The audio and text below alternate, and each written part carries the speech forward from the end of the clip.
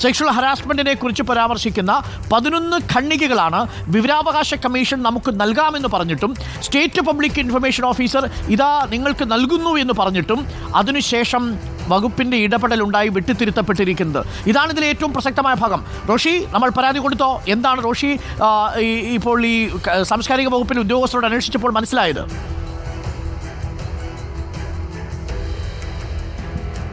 അരുൺകുമാർ സാംസ്കാരിക വകുപ്പ് ഓഫീസിൽ ഈ പരാതി നൽകാനുള്ള അനുമതി തേടിയിരിക്കുകയാണ്. പരാതിയുമായി എത്താൻ നിർദ്ദേശവും ലഭിച്ചിട്ടുണ്ട്. ഡെപ്യൂട്ടി സെക്രട്ടറി ഓഫീസിൽ മറ്റൊരു മീറ്റിംഗിൽ പങ്കെടുക്കുകയാണ്. എന്നാലും അല്പസമയത്തിനകം തന്നെ സെക്രട്ടേറിയറ്റിനകത്ത് സാംസ്കാരിക വകുപ്പ് ഓഫീസിലെത്തി deputy secretary public information officer കൂടിയായ ഡെപ്യൂട്ടി സെക്രട്ടറിക്കാണ് ആദ്യം പരാതി നൽകുക. കാരണം ഇന്നലെ അരുൺകുമാർ പറഞ്ഞതിന് ശേഷം ഞാൻ ഈ മുഴുവൻ ഈ ജസ്റ്റിസ് ഹേമ കമ്മിറ്റിയുടെ സർക്കാർ നൽകിയ സാംസ്കാരിക വകുപ്പ് നൽകിയ ഈ മുഴുവൻ പേജുകളും പരിശോധിച്ചു. ഇത് സാംസ്കാരിക വകുപ്പ് തന്നെ വെട്ടിമാറ്റുന്നു എന്ന് ചൂണ്ടിക്കാണിച്ച് നൽകിയ ആ പേജുകൾ, പാരഗ്രാഫുകൾ ഇതിനകത്തുണ്ടോ അല്ലെങ്കിൽ അതിൽ കൂടുതലുണ്ടോ എന്ന് വളരെ വിശദമായി ഏതാണ്ട് അരമണിക്കൂറിൽ കൂടുതലെടുത്ത് വളരെ വിശദമായ ഒരു പരിശോധന നടത്തിയതിന് ശേഷം മാത്രമാണ് നമ്മളിത് വാർത്ത ബ്രേക്കായി പുറത്തേക്ക് 7:50 കൊണ്ടുവന്നത്. ഏതായാലും ഇതിൽ ഏറ്റവും പ്രധാനപ്പെട്ട ഭാഗമാണ് പോയിരിക്കുന്നതെന്ന് നമുക്കതിന് തൊട്ടു മുമ്പുള്ള 96 മുതൽ നോക്കുമ്പോൾ മനസ്സിലാവും. മാത്രവുമല്ല അത് കഴിഞ്ഞ് 108 പാരഗ്രാഫ് 108 കൃത്യമായി ഈ ലൈംഗിക ആവശ്യങ്ങളുമായി ബന്ധപ്പെട്ട സിനിമയിലേക്ക് വരണമെങ്കിൽ ലൈംഗികമായി ആവശ്യങ്ങൾ നിറവേറ്റപ്പെടണം, ഈ പുരുഷന്മാരുടെ ലൈംഗിക ആവശ്യങ്ങൾ നിറവേറ്റപ്പെടണം എന്ന് പരാമർശിക്കപ്പെടുന്ന ഭാഗം മുതൽ അങ്ങോട്ടുണ്ട്. അതിനു മുമ്പ് ഈ കാസ്റ്റിംഗ് കൗച്ച് മുതൽ തുടങ്ങുന്ന ഭാഗവും അതിനിടയിലുള്ള ഭാഗമാണ്. സ്വാഭാവികമായും അത് കിട്ടാനുള്ള അവകാശം നമുക്കുണ്ട്. അത് കിട്ടുന്നതിന് വേണ്ടിയാണ് നമ്മൾ സെക്രട്ടറി 2005 വിവരാവകാശ നിയമം അനുസരിച്ച് പൂർണ്ണമായും ഇത് ചട്ടലംഘനമാണ്. ഇത് അരുൺ, നമുക്ക് ഈ പരാതി കൂടി ഒന്ന് വായിക്കാം. റോഷി തന്നെ ഒന്ന് വായിച്ചോളൂ. പരാതി കൂടി വായിച്ചിട്ട് പോവാം. നമ്മളിപ്പോൾ ഡെപ്യൂട്ടി സെക്രട്ടറി സാംസ്കാരിക വകുപ്പിന് നൽകുന്ന പരാതിയാണ്. സംസ്ഥാന വിവരാവകാശ കമ്മീഷന്റെ ഉത്തരവ് പ്രകാരം ഞാൻ നൽകിയ അപേക്ഷയുടെ അടിസ്ഥാനത്തിൽ 19/8/2024 ഹേമ കമ്മിറ്റി റിപ്പോർട്ടിന്റെ പകർപ്പ് സാംസ്കാരിക വകുപ്പ് ഡെപ്യൂട്ടി സെക്രട്ടറിയായ താങ്കളിൽ നിന്നും ഞാൻ ഏറ്റുവാങ്ങി. റിപ്പോർട്ടിലെ 49-ാം പേജിലെ 96-ാം പാരഗ്രാഫ് 81 മുതൽ 100 വരെയുള്ള പേജുകളിലെ 165 മുതൽ 196 വരെയുള്ള പാരഗ്രാഫുകൾ ഒഴിവാക്കാനായിരുന്നു വിവരാവകാശ കമ്മീഷന്റെ ഉത്തരവ്. ചില പേജുകളും പാരഗ്രാഫുകളും ഒഴിവാക്കുമെന്ന് സാംസ്കാരിക കാര്യ വകുപ്പും അപേക്ഷ നൽകിയവരെ അറിയിച്ചിരുന്നു. പക്ഷേ ഒഴിവാക്കുമെന്ന് അറിയിക്കാത്ത 97 മുതൽ 107 വരെയുള്ള പാരഗ്രാഫുകൾ എനിക്ക് ലഭിച്ച പകർപ്പിലില്ല. പുറത്തു വന്ന ഹേമ കമ്മിറ്റിയുടെ റിപ്പോർട്ടിന്റെ സോഫ്റ്റ് കോപ്പിയിലും ഈ ഭാഗം കാണുന്നില്ല. ഈ സാഹചര്യത്തിൽ മുന്നറിയിപ്പില്ലാതെ ഒഴിവാക്കിയ 97 മുതൽ 107 വരെയുള്ള പാരഗ്രാഫുകൾ അടിയന്തരമായി എനിക്ക് ലഭ്യമാക്കണമെന്ന് അപേക്ഷിക്കുന്നു. ഇതാണ് നമ്മുടെ പരാതിയുമായി അരുൺ റോഷിപ്പാൽ സെക്രട്ടേറിയറ്റിലേക്ക് പോവുകയാണ്.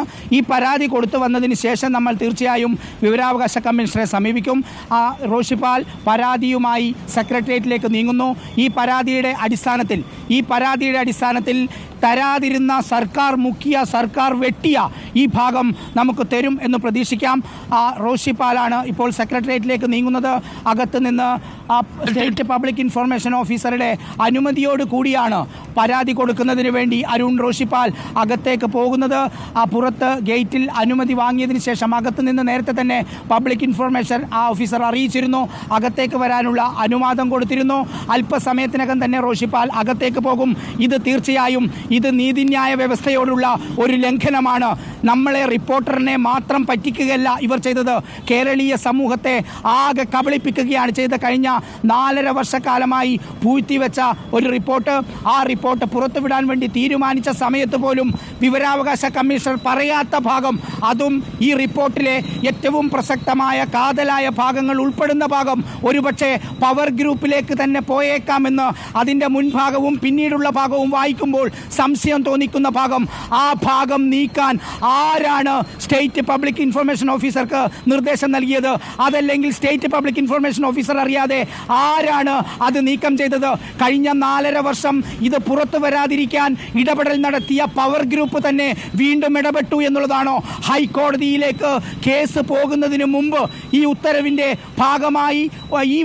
ഭാഗമായി പറഞ്ഞിട്ടുണ്ട് ഇന്നിന്ന ഭാഗങ്ങൾ നീക്കം ചെയ്യണം. പക്ഷേ കേസ് ഹൈക്കോടതിയിൽ എത്തുമ്പോഴേക്കാണ് എന്തുകൊണ്ടാണ് ഈ അട്ടിമറി നടന്നത്? ചുരുക്കത്തിൽ ഒരുപക്ഷെ സർക്കാർ കാണിച്ച ഈ ഒരു വേഗത കുറവ് ആ ഒരു ശനിയാഴ്ച ഉണ്ടായിരുന്നല്ലോ അരുൺ. ആ ശനിയാഴ്ച ഒരു കോടതിയുടെ തടസ്സവും ഉണ്ടായിരുന്നില്ല.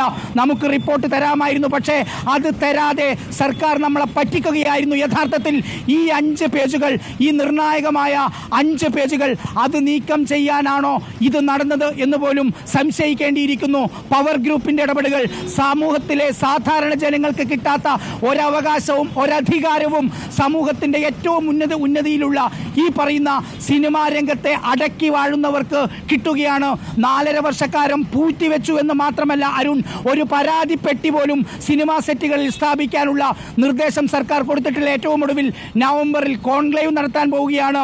ഈ കോൺക്ലേവും ഈ പറയുന്ന പൂഴ്ത്തിവെക്കലും അതെല്ലാം ഒരുപക്ഷെ ഏതെങ്കിലും ഒരു വിഭാഗത്തെ സഹായിക്കാനാണ്, അവരുടെ നിയന്ത്രണത്തിന്റെ ഭാഗമായാണെന്ന് തെറ്റിദ്ധരിച്ചാൽ ആരെയും കുറ്റം പറയാൻ കഴിയില്ല.